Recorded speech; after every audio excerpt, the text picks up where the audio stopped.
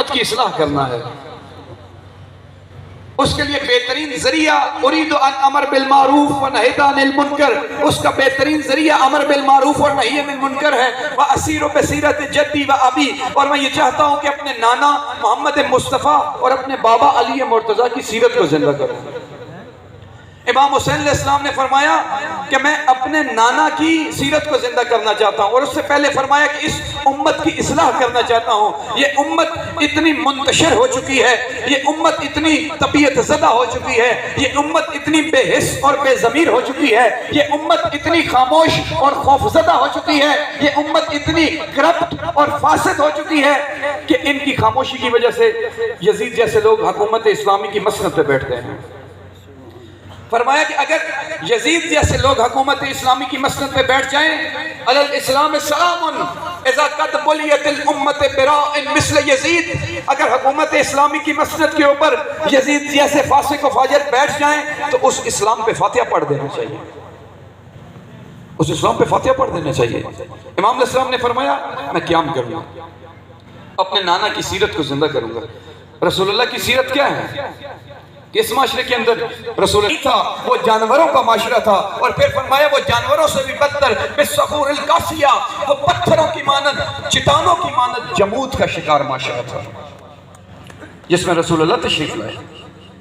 اور رسول اللہ نے آپ دیکھیں کہ صفر سے کام شروع کیا اس ضلالت و گمراہی کے معاشرے کے اندر کہ جہاں پہ شراب پانی کی طرح پی جاتی تھی، جہاں پہ عورتوں نے گھروں کے اوپر جھنڈے لگا رکھے تھے، پیدا ہونے والے بچوں کے 10 دعوے دار باپ ہوا کرتے تھے، ایک بچہ پیدا ہوتا 10 مرد آ جاتے، ایک کہتا یہ میرا بیٹا ہے، دوسرا کہتا یہ میرا بیٹا ہے، قیافہ شناس آتا، وہ قیافہ دیکھ کے بتاتا کہ یہ کس کا بیٹا ہے۔ اس بنیاد پہ بچوں کے فیصلے ہوا کرتے تھے۔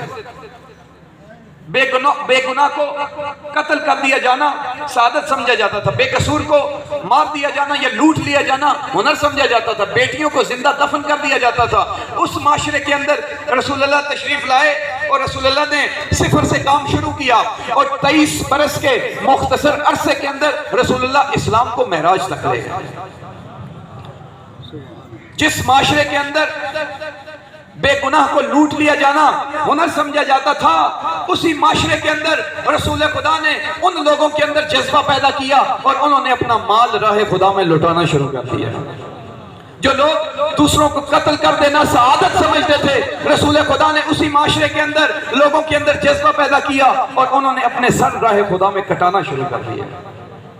وہ لوگ جو بیٹیوں کو زندہ دفن کر دیتے تھے، رسول خدا نے اسی معاشرے کے اندر اپنی بیٹی کے استقبال میں کھڑے ہو کے بتایا کہ عورت کس عظمت کی مالک ہے۔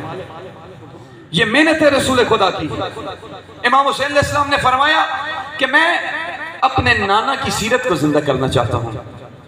ہم سوال کرتے ہیں کہ یا مولا، رسول اللہ تو جاہلیت کے معاشرے میں تشریف لائے تھے اور اس معاشرے کے اندر اپنی سیرت کو پیش کیا، تو کیا آپ کا معاشرہ بھی ضلالت و گمراہی کا معاشرہ تھا؟ کہ آپ بھی جس معاشرے کے اندر سیرت رسول کو زندہ کرنا چاہتے تھے وہ کس قسم کا معاشرہ تھا؟ تاریخ اٹھا کے دیکھیں، تاریخ بتاتی ہے کہ 61 ہجری کا معاشرہ جو ظاہر بظاہر اسلامی معاشرہ نظر آتا تھا، لوگ نماز پڑھتے تھے، لوگ قبلہ رخ ہو کے نماز پڑھتے تھے، حج کرتے تھے، زکوٰۃ ادا کرتے تھے، نمازیں پڑھتے تھے، لیکن اس کے باوجود اسی معاشرے کے اندر سود کا کاروبار عام تھا۔ اسی معاشرے کے اندر سونے کے برتنوں کا استعمال، سونے کی انگوٹھیوں کا استعمال، مردوں کے لیے لباس کے اوپر سونے کے سکوں کا استعمال عام ہو چکا تھا۔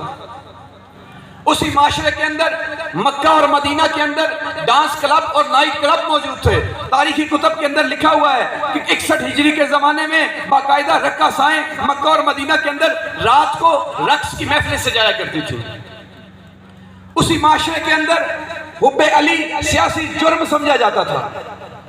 اسی معاشرے کے اندر دوسرے مذاہب کی کتابیں جس کے اندر عیسائیت، یہودیت، زرتشتی اور بدھ مت جیسے مکاتب کی کتابوں کو عربی کے اندر ترجمہ کر کے پھیلا دیا گیا، جبکہ حقیقی اسلام کے وارثوں کو یہ اجازت نہ دی گئی کہ وہ اسلام کی تفسیر کر سکیں۔